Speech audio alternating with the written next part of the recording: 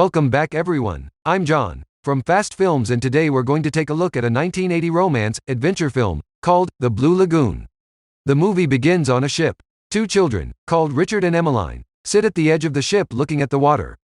Richard's father, Arthur, comes to the children and forbids them from sitting so close to the edge. Their conversation reveals that Emmeline has lost both her parents, and Richard has also lost his mother, leaving Arthur as his only parent. Arthur tells the children that Emmeline's parents and Richard's mother have gone to heaven. Once the children complete the journey of life, they will also join their parents in heaven. Later that day, Richard finds some nude photos in Paddy's cabin and curiously starts going through them. Emmeline also joins him and asks him what he's looking at. In the meantime, Paddy returns to his cabin. He gets angry and spanks Richard. Emmeline tries to stop Paddy, but as a response, he begins punishing her as well. Suddenly, the ship catches fire. Pandemonium breaks loose in the ship and everyone starts running around and looking for solutions. When it becomes evident that the ship will explode, people get on emergency boats and evacuate the ship. Arthur and his fellow crewmates get on a boat and move away from the ship, while Paddy and the children get on a different boat. They hastily row away from the ship to get as far from it as possible before the explosion. The ship shortly explodes into pieces, erupting into a cloud of smoke. Due to the smoke, Arthur and Paddy are unable to locate each other's ships and drift away from each other. Paddy searches the boat for something useful. However, he finds nothing apart from some wedding photos and clothes. A whole day passes with Paddy and the children rowing their boat around hopelessly without food or water. The next day, the three sight an island and excitedly take their boat to it. Paddy and the children are extremely happy to find fresh water and food after so long. While eating fruits on the island, Paddy discovers a barrel of rum there. Richard brings Paddy a skull and asks him what it is. Paddy freaks out and immediately takes the children away. While Paddy is looking at the water, Richard asks him why his father hasn't come. Paddy tells him that his father will soon come to take him home. Just then, Paddy notices that Emmeline is eating some wild berries. Paddy panics. He tells Emmeline to immediately spit the berries out. He tells her that berries can be dangerous. To make the children understand the danger, Paddy says that the berries are never wake up berries. In the next few days, Paddy teaches the children some survival hacks. He builds them a signal and tells them to light it as fast as possible if they ever see a ship. He also teaches them how to build things using straws and makes them a hut. One day, while wandering the island, Paddy finds freshly ripped out flesh placed on a rock. Terrified, Paddy immediately returns to the safer side of the island. At night, while the children are playing and copying the wedding photos they found in the boat, Paddy sternly forbids them from ever going to the other side of the island. The children ask him why. Paddy tells them that the boogeyman lives on the other side and that he eats children. One day, Paddy drinks a lot of rum. He dances with the children around the fire and then falls asleep. The children leave him there and go inside the hut. Later, a very drunk Paddy is shown going into the water. When Richard and Emmeline awaken the next day, they go around looking for Paddy.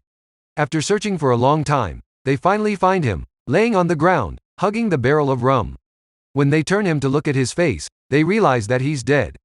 Full of sorrow, the children return to their safe hideout. Richard tries to console Emmeline as she cries. With tears in her eyes, Emmeline begs Richard to take her away from that place.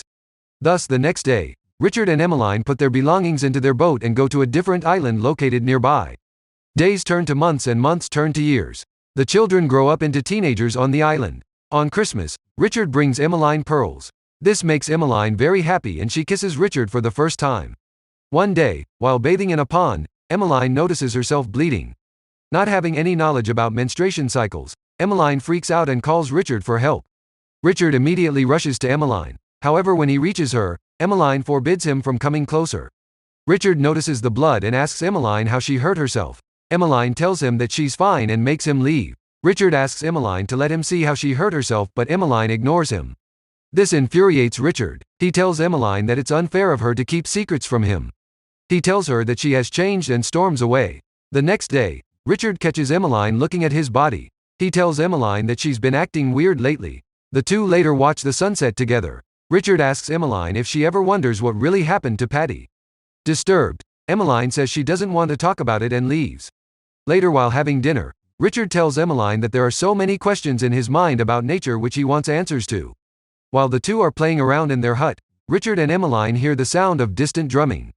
They freeze after hearing the sound. Richard wonders what the sound could be, but he tells Emmeline that he wouldn't dare venture into the other side of the island to find out since it could be the boogeyman. One day, Emmeline gives in to her curiosity and goes to the other side of the island where the sounds used to come from. There, she finds a huge face-like statue, made out of rock. Suddenly, a stream of blood starts dripping down from the statue. Emmeline runs back to her hut and tells Richard about this.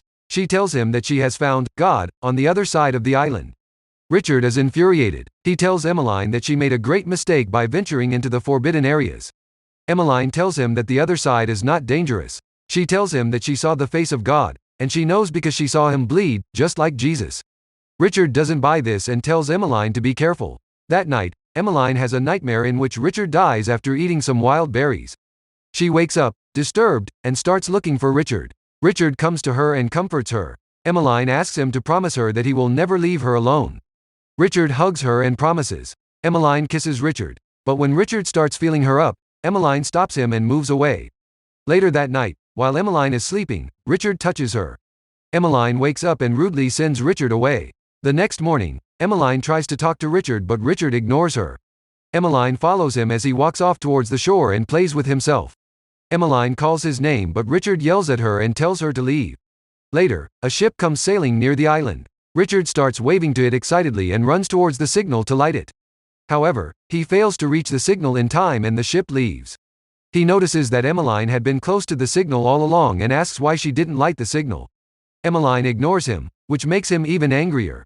Enraged, Richard declares that he'll go home without Emmeline. He builds a raft out of straw and bamboo sticks and takes it into the ocean. Emmeline watches with a grin as the raft collapses and Richard returns.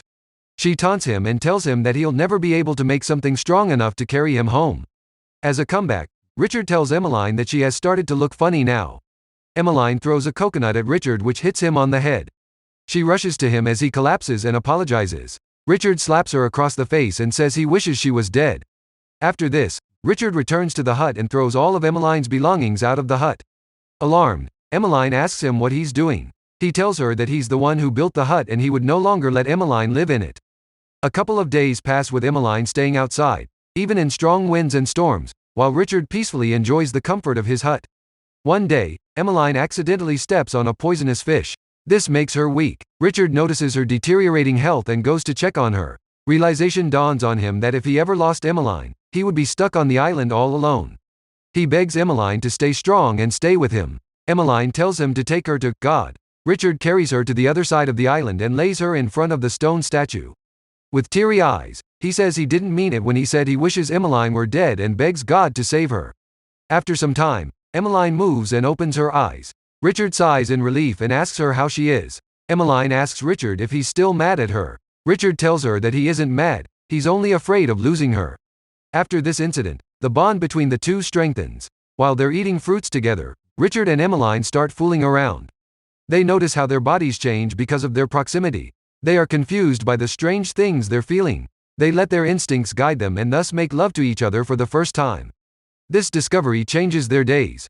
Now the two start spending their lives on the island like lovebirds. After some time, Richard notices that Emmeline's appetite has increased. He comments on this and tells Emmeline that if she continues this, she will become fat. However, Emmeline seems to have no control over her hunger. Richard notices Emmeline's behavior and body changing. One day, he awakens to see Emmeline throwing up. In the following days, Emmeline also loses interest in lovemaking. This saddens Richard. He asks Emmeline if she has stopped loving him. Emmeline tells him that she does love him but it has started to hurt. She tells Richard that he can also feel her body change. With this, she takes Richard's hand and places it on her belly. Richard senses some movement inside and gets shocked. We're then taken ahead in time where Emmeline now has a visible baby bump. Richard awakens one day to see that Emmeline isn't in the hut. He gets worried and starts wandering around the island, looking for her.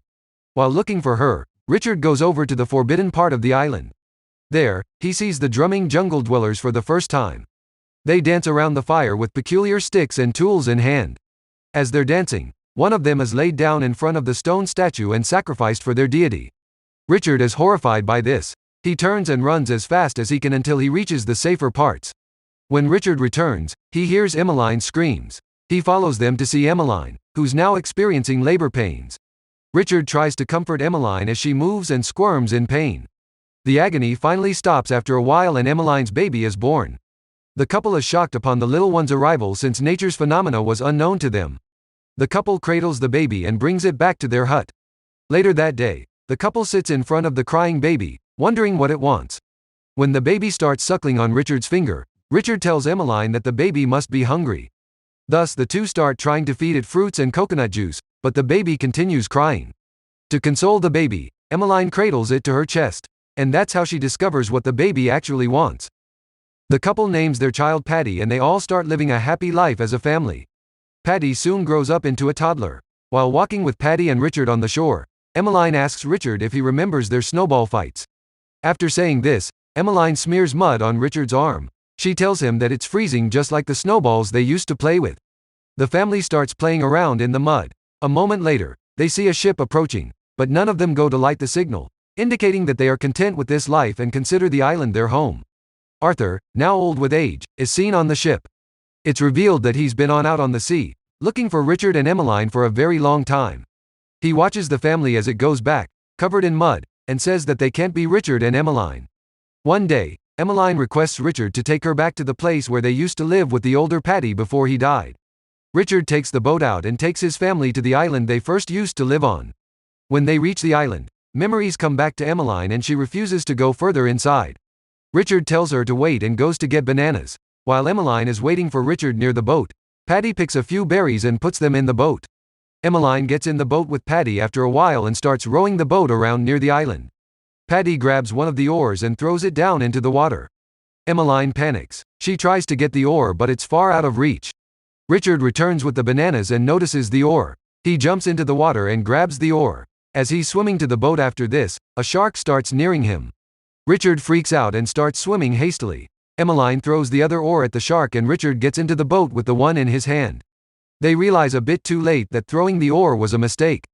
The shark keeps circling their boat and they're not able to get to the oar. Hence their boat starts drifting away. They spend some time in the boat, wondering how they will get to the island. Emmeline sees Patty eating the berries he had brought. She freaks out after looking at them since they were the berries the older Patty had warned them not to eat. Emmeline makes Patty spit the berries out but Patty had already swallowed a few of them. Later that day, Patty starts closing his eyes. The couple gets worried and tells him not to sleep since to them, once he slept after eating the never wake up berries, they would lose him. Not having any other solution to their problem, Richard grabs the rest of the berries and gives a few to Emmeline. Emmeline gets the hint and takes them from him. Both of them swallow the berries and lie together with Patty in their arms. On his ship, Arthur is told by his crewmates that a boat has been sighted. Arthur tells his crewmates to immediately steer his ship towards the boat. He approaches Richard and Emmeline's boat and checks to see if they are alive. Fortunately, these berries were not poisonous. The family was only sleeping. Thus, the children are reunited with Arthur after several years and the movie ends. Thank you so much for watching.